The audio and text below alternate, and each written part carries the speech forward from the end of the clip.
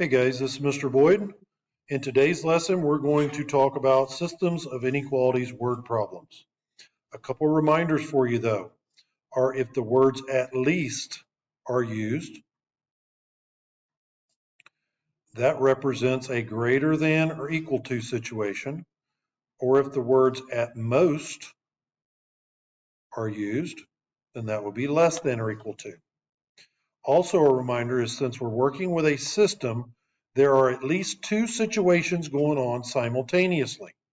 So we have to dissect the word problem, figure out what the two situations are, and then write the inequalities and then graph them since it's a system of inequalities.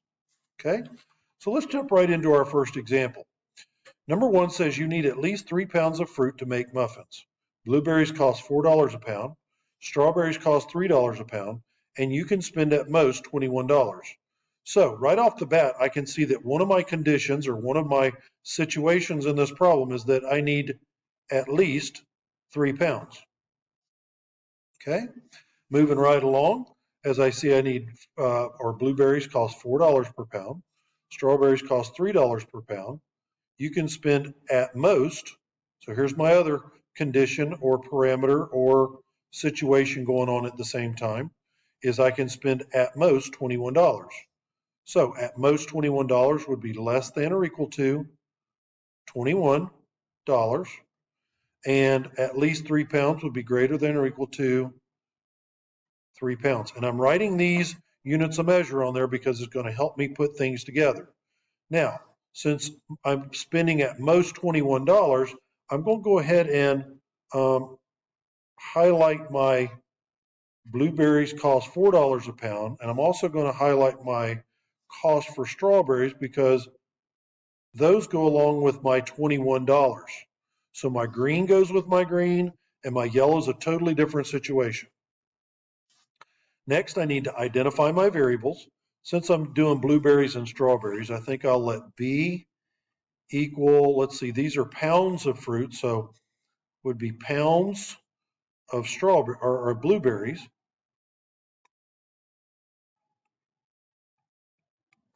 And we'll let S equal the pounds of strawberries. Okay. All right, moving along. Now we need to put together our two inequalities. So the first situation has to do with at least 3 pounds. Okay, well, since B and S represents pounds or number of pounds, then I would have my number of pounds of blueberries plus the number of pounds of strawberries has to be at least 3 pounds. And then my next one would be at most $21. And so how am I spending that $21? Well, I've got $4 per pound times the number of pounds of blueberries plus $3 per pound times the number of pounds of strawberries will give me my cost equation or cost inequality, excuse me. Now, the next thing we need to think about is the fact that we're not using X and Y, but we're graphing them on an XY coordinate plane. So I think I'm going to let my X axis represent my blueberries, and I'm going to let my Y axis represent my strawberries. Okay, so I'm going to come over here and label this. Y is actually S, or pounds of strawberries, and X is B, which is pounds of blueberries. Now I need to put each of these into slope-intercept form, and since I said my S was going to be my Y, I'm going to solve each one of them for S. So here I would subtract B from both sides. So S is greater than or equal to negative B plus 3. So my slope would be negative 1, and my y-intercept would be 3. For this one, I would subtract 4b from both sides. So 3s is less than or equal to negative 4b plus 21. Now I'll divide by 3. Guys, the reason I'm not taking a lot of time to do this is because we've done this so much already. I don't want to take the time here. to reteach that.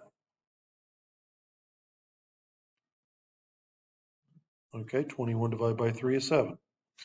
All right, so let's start off with blue, and this will be our blue graph. So I'm going to start off with a y-intercept of 3, and I'm going to go down 1 and over 1. Now, because this is an equal to, greater than or equal to, that means I'm going to use a solid line, but I'm not going to put arrows on the ends of that line because I can't have negative pounds of blueberries and negative pounds of strawberries. So that actually should end, this thing's really giving me a fit, that thing should end right there. This is a greater than or equal to, therefore I'm going to shade the greater than side of that line, or the upward side of that line.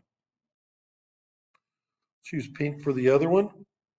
So for the other one, my slope would be negative 4/3, and my y-intercept would be 7. I'm going to come up here to 7, and I'm going to go down 4, 1, 2, 3, 4, and right 3. This 2 is an equal to, so it would be a solid line as well. Again, with no arrows because I can't have negative dollars or negative pounds of strawberries or negative pounds of blueberries. So let's see if I can get that to lay right where I want it. That's pretty close. Okay, and this is a less than, so that actually means this side of the line is going to get shaded. Well, that tells me that my solution set is right here between these lines.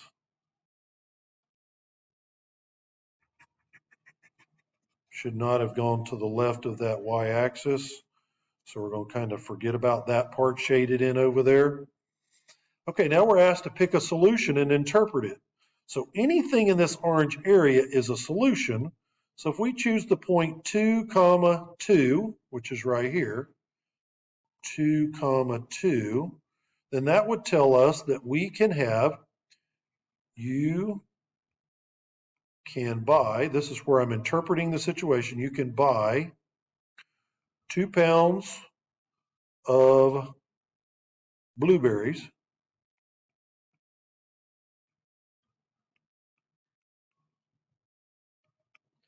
and 2 pounds of strawberries.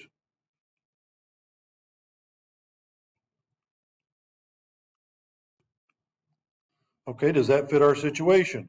So 2 plus 2 would be 4. That's greater than or equal to 3 pounds. So we got at least 3 pounds. And if we plug in our 2 and our 2 here, we would have spent less than $21. So if we want to pick one that's not a solution, then we could use 1, 1 and see that that's outside of our thing. And of course, 1 plus 1 doesn't give us at least 3 pounds of fruit. Okay. All right, moving along to number 2. Number 2, same thing. We want to scan through here and find our 2 or more situations. Here we've got at least, so we want to earn at least $120. How are we doing that? $10 per hour at a store, $15 per hour teaching music. You're required to work at the grocery store at least 8 hours a week. And you can't work more, not more than 20 hours total. Okay? So this one actually has 3 situations going on, and we're looking for two things. So the 2 things we're looking for are, let's let it be G. We're looking for the number of grocery hours. How many hours worked at the grocery hours, and M, music hours. How much time do you spend teaching music? Music hours. Okay? So our first situation is going to be, let's do our 8 hours.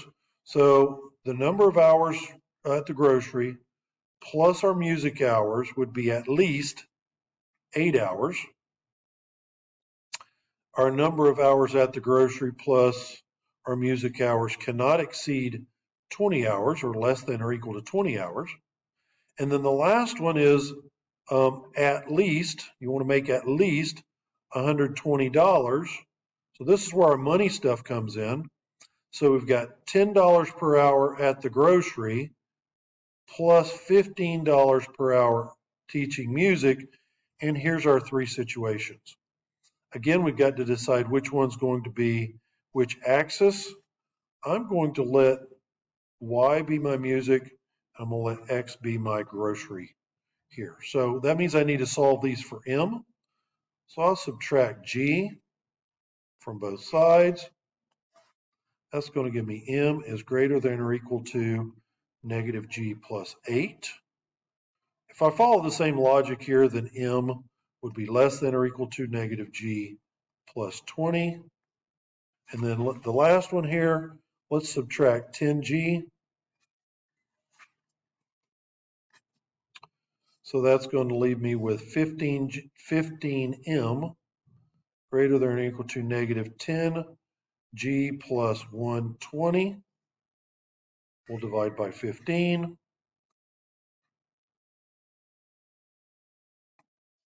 Okay. And when I do that, that's going to give me M greater than or equal to negative 2/3 G plus 8. Be careful here. Make sure you graph this correctly because this can get a little tricky. It might be easier to leave it in 5s or 10s, whatever. All right, so for my first graph, I think I'll do that one in pink. I'm going to start at 8. My y-intercept is 8. My slope is negative 1. That's the same thing as down 2 and over 2. These are counting by 2s, so be careful there. When you graph these, remember that they are counting by 2s. Again, we can't have negative hours, so we're going to have this one here. It's going to start on the y-axis and stop on the x-axis. This is a greater than, so that means this side of the line would be what's getting shaded. Again, these lines are just telling me which direction my thing's going. All right, let's go to the purple. We'll make this our purple one. So I'm going to start at 20, down 1 over 1. So we're looking at the same type of graph, except we started at a y-intercept of 20. So that's going to end up right down here at 20 on the x-axis as well. Let me adjust this top part just a little bit so we can make sure we get that in the right spot.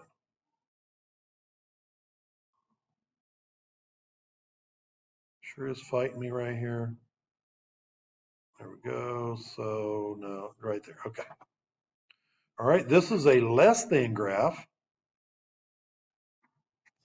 So I'm going to shade below. All right. The last one is we're going to start at 8. Let's see. Let's go with a red maybe. Let's go with a green. Got to go with something different here. Let's start at 8. Starting at 8. Here we're going down 2 and over 3. So I'm going to go down 2 and over 3, which is halfway between here and here. Down 2 over 3 puts me there. Now I can draw my green line.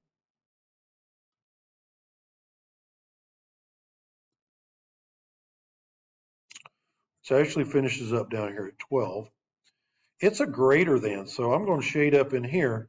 So now on this one, we're looking for where all three of them cross each other, and that's going to be between this green and purple, not below the x-axis, not to the left of the y-axis, but right here between these two, and that's where our solutions are going to lie. So one of our solutions could be 8, 4,